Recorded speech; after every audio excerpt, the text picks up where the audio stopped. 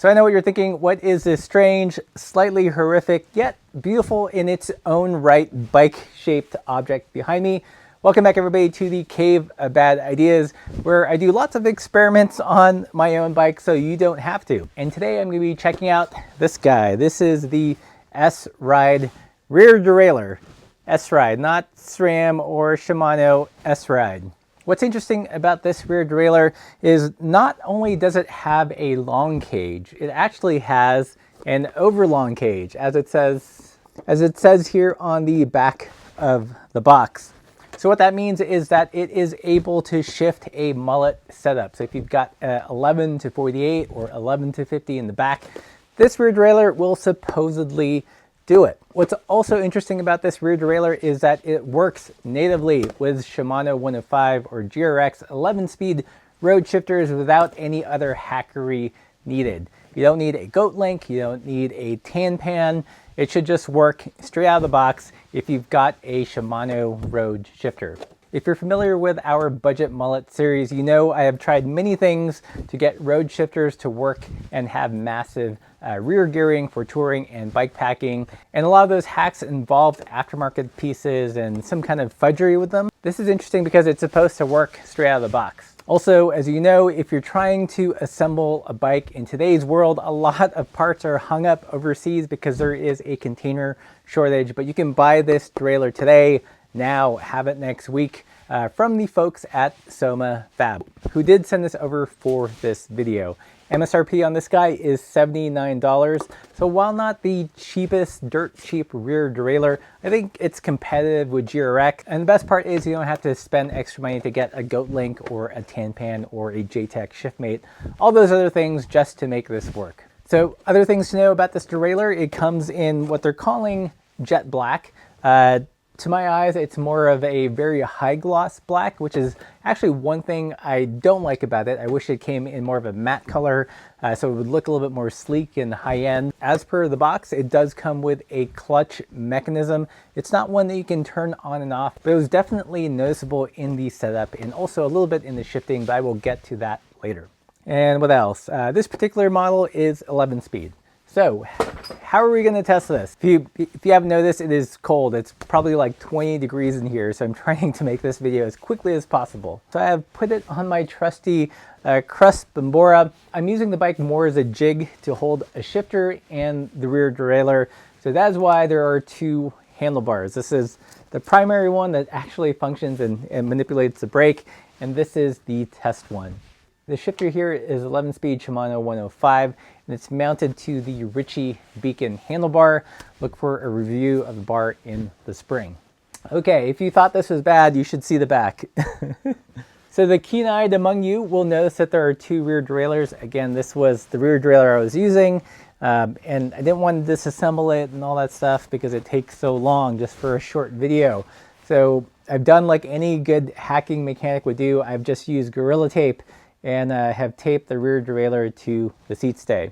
As you can see here, I have installed the S-Ride rear derailleur already, and I ran temporary cabling that's just attached to the bike with zip ties. Kind of sums up this channel, Gorilla Tape and zip ties.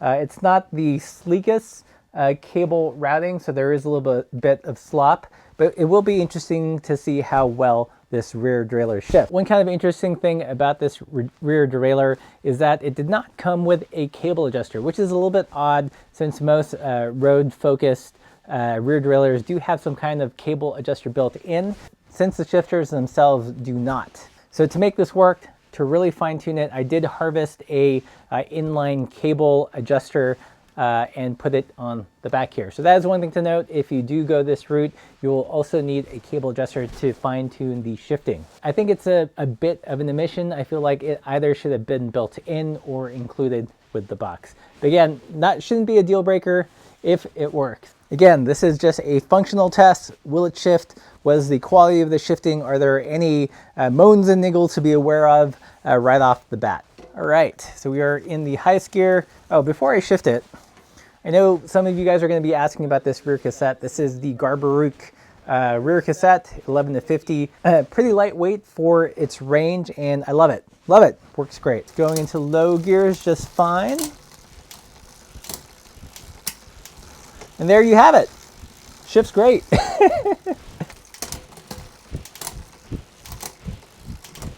Nice. Yeah.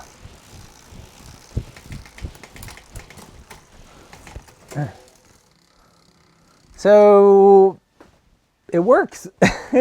If you look at the cable routing, it does go out here. It goes around this little rounded piece and into a standard bolt. I didn't even bother cutting the cable because I'm going to be testing this with a double tomorrow or later this week. So hence the rough setup. Okay, so I know I've not ridden it on the road, but I will give you the things I like and dislike about it, just in handling it and with shifting in it on the stand. First big like is the price. I think at $79 MSRP. I think it's competitive. It's not dirt cheap, but it does allow you to get this massive gear range without buying, like a $30 JTech ShiftMate, $20 Goat Link or Tanpan or whatever. It's just that, and I think you can get a cable adjuster for like $5 to $10. Another big like is that it works. It actually plays really well with the Shimano 105 shifter. So no complaints. I mean, I can't test durability or anything like that. Clearly it's just on the stand, but in terms of just functioning, it's doing its job. What about the dislikes? Like I mentioned before, not a huge fan of the glossy black. I do feel like it gives it a little bit of a toyish look to it. Another dislike is that I wish it had a built-in cable adjuster or had one included. I think if you're like a newbie bike mechanic and didn't know that this was a thing that you needed to run with road shifters, it would lead to some frustration. But I'm telling you here in this video, get one of these guys. But other than that, it actually works pretty dang good. I will say, as I go into the lower gears, about this middle range, I'm really starting to feel the clutch. There's a little bit more resistance. So it shifts pretty light here. And then once I get into gear 5 or 6, it starts to feel a little bit heavy. And that's definitely the clutch. I think, shifting from this funky angle is doing me no favors. I think if, I'm actually over the bars itself, I'd get more leverage, and maybe over time the clutch would wear in. But the shifting is a little bit heavy in this middle range. Maybe it will lighten up with time. And I mentioned that as a minor niggle, like I'm really nitpicking here. Otherwise, so far on the stand, it is a great shifting rear derailleur, and it's awesome that you can get a mullet range with a road shifter without having to remove and replace the rear derailleur cage and all that nonsense. So yeah, there you go. S-Ride, who knew? Is it better than SRAM or Shimano? Well, in terms of doing this natively, I would say yes. I'm definitely gonna probably swap this over to the Crust in the spring and put longer miles on it.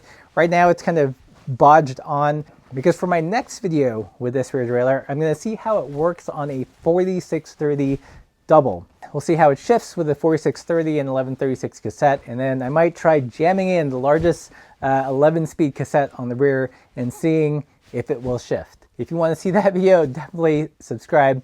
If you guys have any other questions or comments about the S-Ride rear derailleur, let me know in the comments below. And if you like this content, please support the channel by buying one of our lovely gravel specific stickers or our new Safety Third sticker, because AdSense pays like crap. So tune in to see how it will work with a double, if it will work with a double. And as always, keep the supple side down.